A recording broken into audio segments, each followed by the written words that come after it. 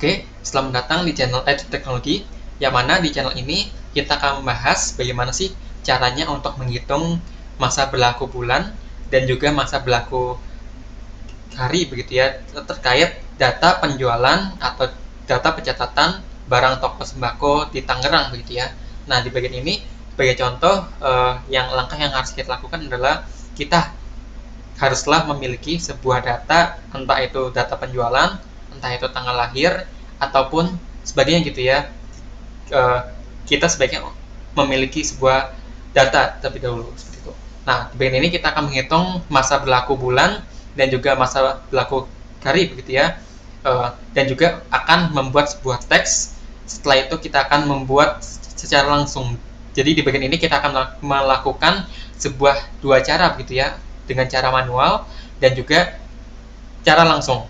Nah, oke. Di bagian ini kita akan lakukan cara manualnya terlebih dahulu. Oke. Untuk menghitung masa berlaku bulan terkait tanggal barang masuk dan juga tanggal barang yang telah melakukan expire atau kadaluarsa, yaitu kita langsung klik saja di sini adalah sama dengan that if. Kita langsung bikin that if dalam kurung pilih kolom yang akan kita lakukan pengurangan titik koma. Nah, di bagian ini kita menggunakan titik koma. Nah, mungkin di komputer kalian ada yang menggunakan titik koma, namun ada juga yang menggunakan tanda koma begitu ya. Jadi mohon untuk menggunakannya sesuai dengan komputer yang ada. Jadi apabila kalian yang menggunakan titik koma namun ada kesalahan atau error numerik gitu ya, nah kalian mungkin bisa menggunakan tanda koma dalam menulis sebuah kode ini. Nah, kita lanjut lagi. Di sini kita that if F5 titik koma tanggal kadaluarsa titik koma lagi, kita pakai tanda kutip. Nah, di bagian tanda kutip ini yang pertama adalah kita akan menghitung masa berlaku bulan gitu ya, selisih bulannya gitu. Nah, ini kita tanda kutip, kita pilih year month. Oke, di bagian year month ini kita tutup pakai tanda kutip dan tanda kurung 1. Kita langsung enter saja. Oke, di sini langsung tertekan atau tertampil angka 1 gitu ya, dikarenakan ke April hingga Mei adalah 1 bulan begitu. Oke, kita lanjut lagi untuk cara menghitung sebuah hari gitu ya, dari tanggal masuk hingga tanggal keluar, apakah ada selisih atau tidak gitu. Nah, oke, kita langsung klik sama dengan that if dalam kurung, kita langsung memilih atau pilih saja kursornya ke arah sini seperti tanggal-tanggal yang akan kita pilih gitu ya. Lalu kita pilih titik koma.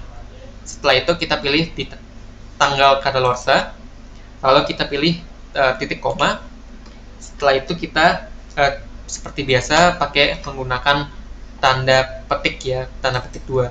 Setelah itu untuk menghitung masa berlaku hari, kita tekan di sini adalah MD. Lalu kita pakai kutip 2. Setelah itu kita tutup dengan tanda kurung.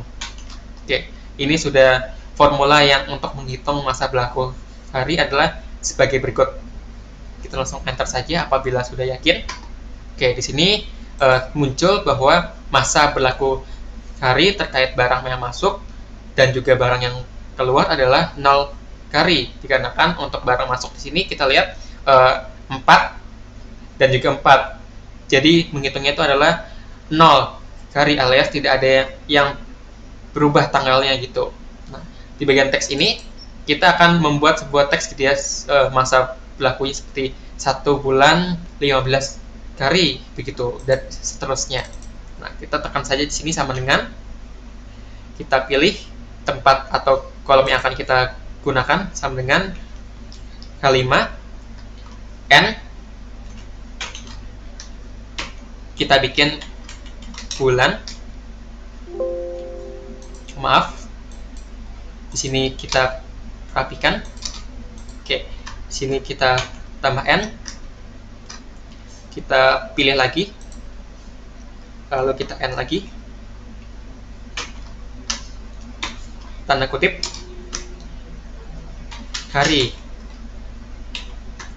Oke, ini apabila sudah yakin, kita langsung klik enter saja. Oke, di sini sudah muncul bahwa sudah teksnya adalah 1 bulan 0 kari. Nah, ini sudah betul ya untuk masa berlaku bulan dan juga masa berlaku kari terkait barang masuk dan juga barang yang keluar gitu ya. Nah, untuk cara langsung kita sebenarnya tidak perlu atau tidak membutuhkan untuk menghitung masa berlaku bulan dan juga masa berlaku kari begitu ya. Jadi lebih efisien dan juga lebih cepat gitu ya. Nah, untuk cara langsung ini kita langsung tekan saja atau membuat formula sebagai berikut begitu ya. Sama dengan date if lalu tanda kurung. Tanda kurung ini kita langsung ke tanggal barang masuk. Titik koma tanggal barang kadaluarsa titik koma. Kita akan menghitung bulannya terlebih dahulu. Ingat tadi adalah YM.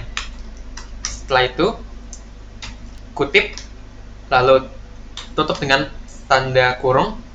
Setelah itu kita pakai N, lalu kita buat teksnya bulan,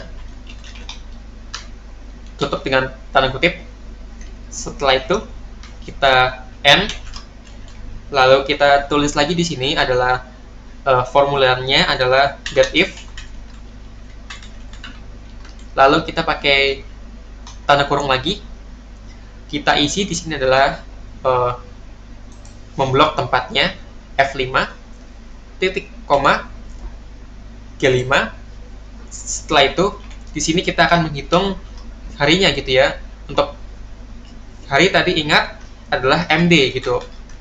Lalu kita kutip lagi. Setelah itu kita kurung dengan tanda kurung gitu. Tutup dengan tanda kurung. Setelah itu kita N, lalu kita pilih kutip. Di kutip ini kita tekan atau kita masukkan kata-kata hari gitu ya. Lalu kita sudah seperti ini. Apabila sudah yakin, kita langsung enter saja. Oke, di sini sudah masuk adalah 1 bulan 0 kari ya. Oh, maaf. Di bagian ini kita cukup rapikan.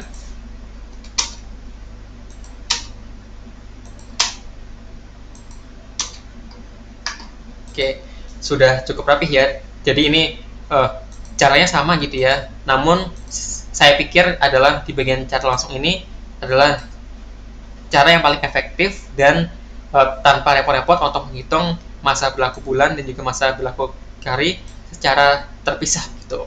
Nah, mungkin kita akan mencoba lagi untuk di masa berlaku bulan dan juga masa berlaku kari. Namun ini kita bisa juga untuk menariknya gitu ya dari atas hingga ke bawah gitu ya. Nah, oke, di sini kita sudah lihat bahwa masa berlaku bulan sudah terbentuk. Lalu kita tekan lagi di sini.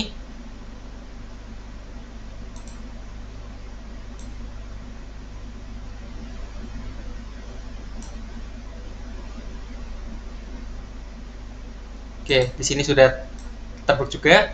Lalu kita untuk teks.